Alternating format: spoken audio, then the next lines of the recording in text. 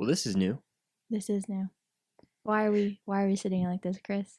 It might be a sneak peek at something coming soon. We're testing out our podcast setup. We are the Unusual Couple podcast. But what is this video actually about, Chris? In the Heights. Ba, ba, ba, ba, da, ba, ba.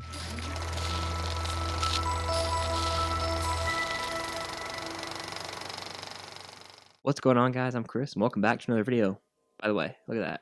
I'm never able to hold my phone in videos because it's always doing the recording, so this is exciting. We're here to review In the Heights. We saw it April 29th. Isn't that crazy? Almost a month ago. Yeah, shout out Warner Brothers. My girl Emily. Here's the literal synopsis off IMDb. The scent of cafecito caliente hangs in the air just outside of the 181st Street subway stop. The likable, magnetic bodega owner, Uznavi, saves every penny from his daily grind as he hopes, imagines, and sings about a better life. So there you go. There's the official synopsis for the movie. But if you didn't know, this is actually an adaptation of Lin-Manuel Miranda's play that made him famous, pretty much. I wouldn't say In the Heights made among him the famous. Broadway crew. It kind of broke him in. It's like the Reservoir Dogs for Quentin Tarantino. That means nothing to me. And Pulp Fiction is like Hamilton. That means nothing. When it comes to the movie itself, I'm just going to say it straight up. This is my favorite movie of the year so far. And as of the day of recording this, I have seen Spiral and I have seen Wrath of Man. It's the feel-good movie that I needed.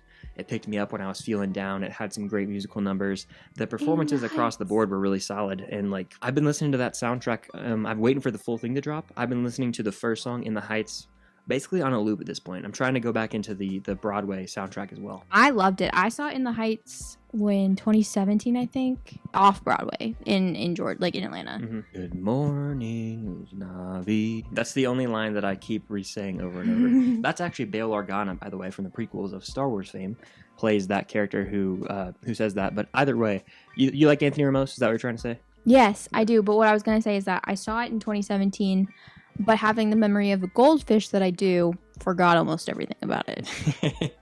Yeah, so I didn't know anything about it. We had different backgrounds going in. You'd already seen it off Broadway. Yeah. I'd never seen it. So going in, I didn't even know what the story was about. I'd say for the most part, it sucked me in from the opening number. Such a summer movie, if that makes sense. You could feel the heat. That's kind of the premise, is like there are rolling blackouts because of how hot it is. So like the power goes out at some point. That's like a big part of the movie. Not even a spoiler, honestly. No, that's like the plot. No, yeah, it literally says days till blackout. While we both love it because we're pretty big musical fans, do you think the non-musical fan would really enjoy this? Because it's, for the most part, it's more along the lines of the Hamilton. More singing than talking. Yeah, more singing than talking. It's not like La La Land. When you say the non-musical person, the first person that comes to mind is my dad. Yeah. And your dad. Yes. Like I hope neither of them are watching this. They aren't. My brother, I could see him maybe. He's not as crazy about La La Land. Janie or would like it, Wars. though. Yeah, like Matt, my brother, I don't know if he would be. If they're watching this, what's up? And if we don't get a text from Matt or Janie, then we know that they didn't watch this video. This is true. The common moviegoer, I think, would have enough interest in it. You agree? Yeah. There's a few musical numbers that drag on too long. There's one for me with the grandma that I think went too long. It kind of focuses on like 4 different people. It's not just all Usnavi. Yeah. It's Usnavi, Vanessa, Nina, and Benny. Yes. Benny, who... And then Kevin Rosario. Benny, who is most definitely the younger version of... Leslie Odom. Yeah, Jr. Leslie Odom Jr. 100%. I was 1000%. like, yeah. If this movie came out 10 years ago, Leslie Odom would be in that role 100%. 100%. It gave me very much West Side Story meets Step Up 3 meets Step Up Revolution. I got the West Side Story part, kind of. I know you got that part, but you're not going to get the other parts. If you've seen Step Up 3 and Step Up Revolution, comment down below because I want to be your friend. This scene in the club where they're all dancing, very much West Side Story. The opening number is phenomenal. Immaculate. The way the title popped up on the screen. You do. Legs covered in goosebumps right now. That is not a lie. It looks like Killmonger. John M. Cho, forgive me if I mispronounced that, is the director of this movie. I dug it. I think that he really brought this nice style to it. There was even cool bit with sound effects. Like there's this one rap, I think it's 96,000, and there's a line about Obi-Wan Kenobi, and like on the screen they put this cool graphic of like a lightsaber. It gave me very much TikTok animation, but in a good way. I liked all that, and then it was just very creative from a musical standpoint, and just the movie in general, very heartfelt. It touched on a lot of relevant social ideas, and like overall, it appealed to a wide audience. And I just think it's the feel-good movie this summer. I'm always very apprehensive when I hear a musical is being made into a movie, not in the sense of like what they did with Hamilton and what they did with Newsies, not the movie version, but I'm talking about the Broadway version that you can watch on Disney Plus. But when they like actually turn it into a movie, I'm always very apprehensive about it. This is like one of those musicals that I feel like translates to a screen really well, which is kind of rare. fair. Yeah, and the runtime is a little bit of my complaint because the movie is right at 2 hours, and I thought it ended like 4 times. Right when I got out of the movie, I remember I said to you, I was like, I thought the movie was going to end a few different times, and I know that it wouldn't have made sense, but it built up like it was going to end. Honestly, it's because there's a sequence around the blackout. I mean, the movie's building up to the blackout. That's not a spoiler. And then when that happens, I was like, oh, we're getting to the end.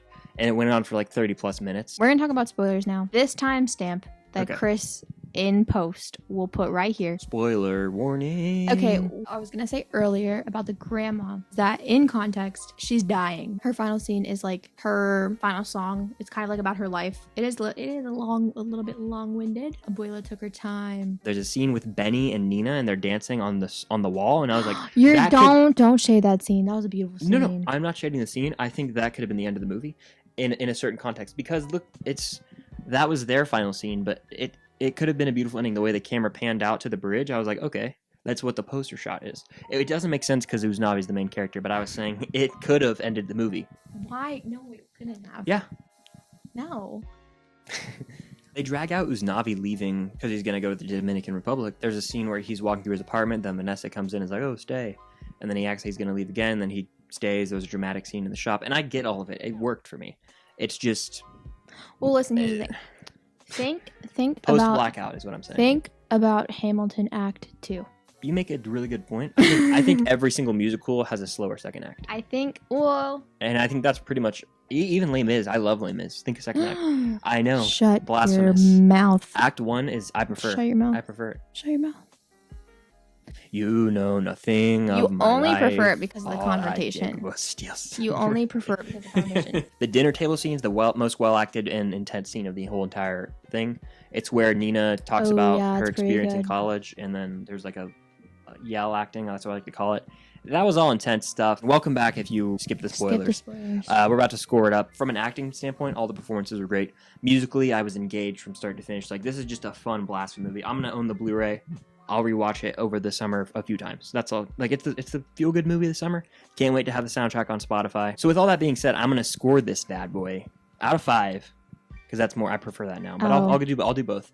4.5 out of 5 on Letterboxd, which would be like a 9 out of 10. Like, I really like In the Heights. And I know for a second there I kind of complained a bit, but like, just because the ending's drawn out doesn't make it. That's every single musical, and I'm not faulting honestly every single movie. I'm gonna give it an 8.5, and here's why it's not a 9. Only because I don't know how often I would rewatch it. I feel like it's one of those movies where I do have to be in a specific mood to watch it. Anthony Ramos, so good, excellent. And I forgot to mention the cousin is hilarious. One of the scene stealers, the little cousin. Oh, yeah. So, like, there's a lot to talk about here. We could make an hour-long podcast episode about In the Heights, but 8.5 and 9. Yes. It's rare. I'm a little higher this time. That's going to pretty much do it for our review/spoiler review of In the Heights. Favorite movie of the year so far. Would you agree? Yeah. Thank you all for watching. Hopefully you guys liked In the Heights. Definitely hit the like button. Comment your thoughts on In the Heights down below. Let us know what you think of this setup. And I have no clue what the audio is going to sound like right now. It could be shot, and if we're just going to keep it, if it's too loud. If this was hard for you to listen to, I apologize. If we're talking too loud, we're still figuring it out. Like, we're having debates on the audio right now because we're getting the foam covers for these mics, so that will hopefully like make it a little less harsh when we speak into the mics. Because we're recording on a camera, there's like white noise that picks up, and it's a little bit tricky to deal with. Yeah. The podcast, Unusual Couple, coming very soon. We'll have announcements. Follow Instagram at Cameron Silas, at Filmstocked for updates on that. And there'll be audio version on Spotify, Apple Podcasts, all that. And the video version will be on Cam's YouTube channel, so subscribe. But that's pretty much going to do it. Thank you all for watching, and until next time, see you guys later.